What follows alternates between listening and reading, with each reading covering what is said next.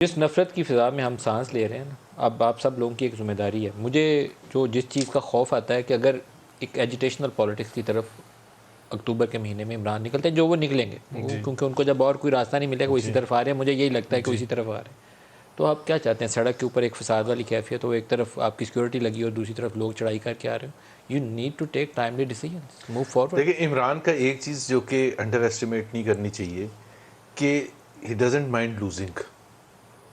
کیونکہ as a politician بہت سے لوگ ہوتے ہیں کہ جی یہ اگر اس نے آیا اسلام آباد کی طرف قدم بڑھایا، دھرنے کی بات کی، تو یہ تو بالکل فیل ہو جائے گا اگر وہ سکسیسفل نہ ہوا. 25 مئی کو ایک دفعہ تجربہ کر کے وہ بار بار آئے ان کے فالوورز کو فرق نہیں پڑا، وہ دوبارہ آئیں گے. 17 دفعہ آؤں گا. اب وہ آئیں گے. ہاں وہ میں عمران خان کی پرسنالٹی کو دیکھتے ہوئے میں اس کو انڈر ایسٹیمیٹ نہیں کر رہا کہ یہ آخری دفعہ ہوگا اور وہ اٹیمپٹ کرے گا، اور وہ اگر سکسیسفل نہیں ہوگا، لوگ نہیں آئے یا جو بھی وجہ ہوئی، اور اس کا رائٹ بھی بنتا ہے اس کا آنے کا. پاکستان کے قانون کے تحت سوائے اس جگہ کے ڈی چوک جو کہ سپریم کورٹ نے منع کیا ہوا ہے، وہ F9 پارک میں آئے، دھرنا دے، 50 دن توڑ پھوڑ کا کسی کا نہیں. لیکن یہ چیز میں آپ کو بتا دوں کا یا کہ جلاؤ عمران گراؤ خان کا میں تمام یہ ابیلٹیز ہیں لوگوں کو نکالنے کی بھی، جلسوں کے لیے، لیکن دھرنے وہ نہیں دے سکتا. اور اس کی وجہ یہ ہے وہ 2014 نہیں ہے. 2014 میں جو قوتیں اس کے پیچھے تھیں وہ آج نہیں ہیں.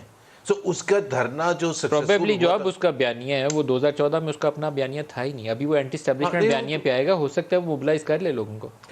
اینٹی اسٹیبلشمنٹ پر آئے گا، لیکن اینٹی امریکہ، اینٹی اسٹیبلشمنٹ اور مذہبی، تو وہ ساری وہ چیزیں جو لوگوں کو کھینچ سکتی ہیں وہ یوز کر رہے ہیں. ساری بالکل مذہب کو بھی بیچ میں. اور اگر کوئی ہماری طرف سے کوئی مذہب کی بات کرتے تو کہتے ہیں مذہب کارڈ پلے کر رہے ہیں. ہر روز رات کو بیٹھ کے مطلب حسینی فوجیں ایک طرف اور ایک طرف یزیدی فوجیں، اور ہمیں یزیدی فوجوں کا حصہ لشکر قرار دے دیا. مطلب خود ہی حسینی فوج. کل تو انہوں نے بہت ہی اچھے سے بولا، انہوں نے کہا کہ امام حسین حق پر تھے، کوفہ والوں کو پتا تھا، لیکن وہ یزید کے ڈر سے خاموش رہے. آپ لوگوں نے چپ نہیں رہنا.